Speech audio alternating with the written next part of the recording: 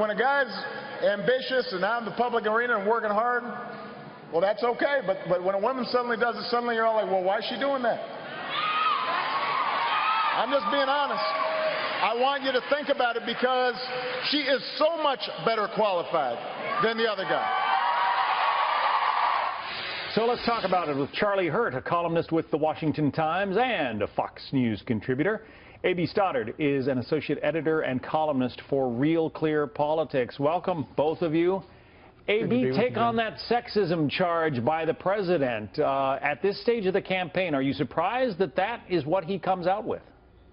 Yeah, I don't think it's his best talking point. I think it probably is an effort to excite women voters, but I think there are plenty of things you can say to women voters about Donald Trump without saying that Hillary Clinton is being treated differently than any other candidate. Hillary Clinton is being treated differently than any other candidate because she is an ethical dumpster fire and she's a habitual liar. Trump lies more, according to the truth trackers, but I mean, she's being treated this way because she's a disaster as a candidate. So at the same time, I do agree that there's sexism among some Trump voters, which is why Trump has said, listen, fellas, she doesn't look presidential, does she? And then, Pence says things like, he talks about Donald Trump's broad shoulders and his broad-shouldered leadership. And it's definitely a way to wink at the men that don't want her to be commander-in-chief, partially because she's female. Does that mean that the electorate's going to reject her because, because of sexism? No.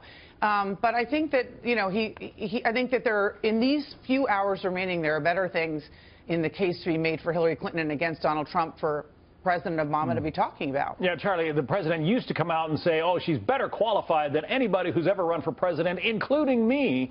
Now he's saying she's a victim of sexism. Yeah, and it's funny, I didn't hear him making that talking point in 2008 when he was running against her for the Democratic nomination, but there's no, I mean, he's saying this because he will say anything, and he came in on these promises that he was going to be this unifier, and instead we get all of this divisiveness. But I think what the real thing that this kind of reveals or points up is the fact that I think there is some panic setting in with the Clinton campaign and with Democrats in general. I think they are increasingly getting nervous, not only because the race is as close as it is, but with these things that are coming out from the Comey bombshell and things like that. The race was already closing before that, and I think that they're willing, and what we're going to see in the next couple of days, they're going to throw everything at Donald Trump, and even little things, tactics like this, trying to blame it on sexism.